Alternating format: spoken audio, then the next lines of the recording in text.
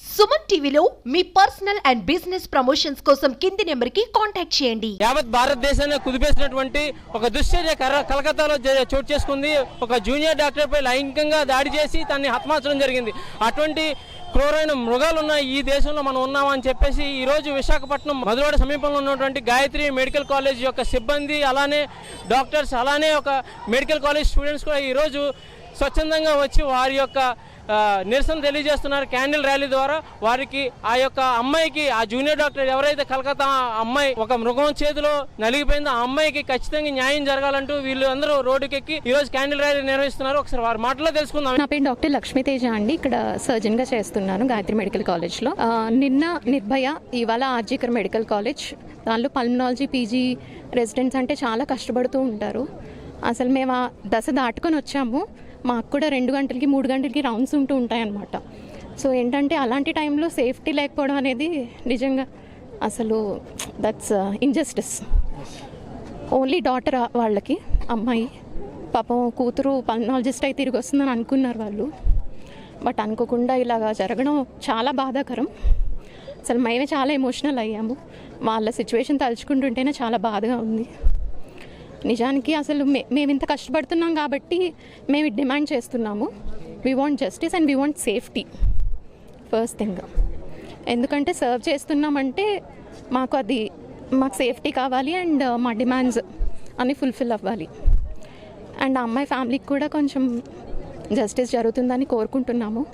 కల్ప్రిట్స్ని వెంటనే పనిష్ చేస్తారని, సిబిఐకి వెళ్తుందని అనుకుంటున్నాను. నమస్తే, నేను డాక్టర్ విష్ణు, గాయత్రి విద్యా పరిషత్ మెడికల్ కాలేజ్లో రెస్పిరేటరీ మెడిసిన్ డిపార్ట్మెంట్, పల్మనాలజీ డిపార్ట్మెంట్లో అసిస్టెంట్ ప్రొఫెసర్గా పనిచేస్తున్నాను.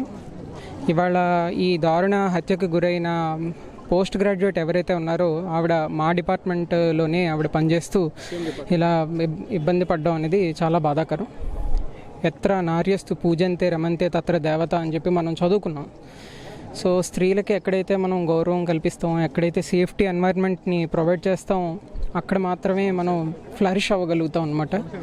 సో మన సిచ్యువేషన్ ఇప్పుడు ఎలా ఉందంటే వర్క్ ప్లేస్ ఎన్వైర్న్మెంట్లో కూడా మనం సరైన ప్రొటెక్షన్ని ప్రొవైడ్ చేయలేకపోవడం, ఆ అమ్మాయి అంతగా ఇబ్బంది పడడం అనేది తల్లిదండ్రులకు కానీ యావత్ భారతదేశానికి కానీ చాలా బాధాకరం.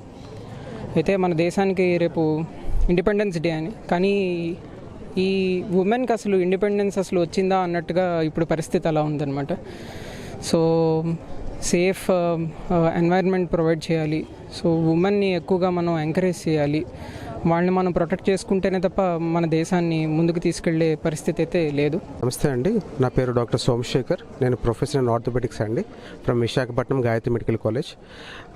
మన ఒక సాటి కొలీగ్, ఒక ఆడపిల్ల, ఒక లేడీ డాక్టర్, వాట్ ఎవర్ అంటే ఒక ఆడ డాక్టర్ అయినా, ఒక ఆడపిల్ల అయినా, ఆడపిల్లే, మన కూతురే, మన చెల్లెలే, మన అక్కే అని భావించాలండి. ఎక్కడో జరిగిన కోల్కతాలో ఇక్కడ ఇంతమంది నిరసన చేస్తున్నారంటే ఆ కమిట్మెంట్ మీరు అర్థం చేసుకోవాలి. ఎంతో కష్టపడి ఇంత దూరం వచ్చాము, ఊరికనే రాలేదు. 12 సంవత్సరాలు కష్టపడితే కానీ ఆ పొజిషన్కి రాము. ఎందుకు వచ్చామో ఒక పక్కన సాటి ఒక మనిషికి హెల్ప్ చేద్దామని, ట్రీట్ చేసిన వాళ్ళే చుట్టుపక్కల వాళ్ళు మనకు హెల్ప్ చేయకపోయినా, ప్రొటెక్ట్ చేయకపోయినా ఇట్లాంటి దారుణాలు జరుగుతూ ఉంటాయి.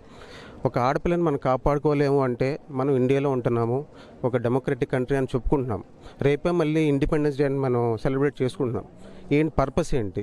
ఒక ఆడపిల్లనే మనం కాపాడుకోలేకపోయాము. మన డెమోక్రటిక్ కంట్రీలో అని ఇండియా లార్జెస్ట్ డెమోక్రటిక్ కంట్రీ అని చెప్పుకుంటున్నాం. ఏమి గర్వకారణం మనకి దీంట్లో ఉన్నది? ఒక ఆడపిల్లని మనం కాపాడుకోవాలంటే ఒక సెక్యూరిటీ ఉండాలి. అది మన గవర్నమెంటే ప్రొవైడ్ చేయాలి. ఖచ్చితంగా మన మేనేజ్మెంట్ ప్రొవైడ్ చేస్తారు, కానీ వాళ్ళకి పైనుంచి సపోర్ట్ కూడా కావాలి. So we demand justice, we demand early justice for her.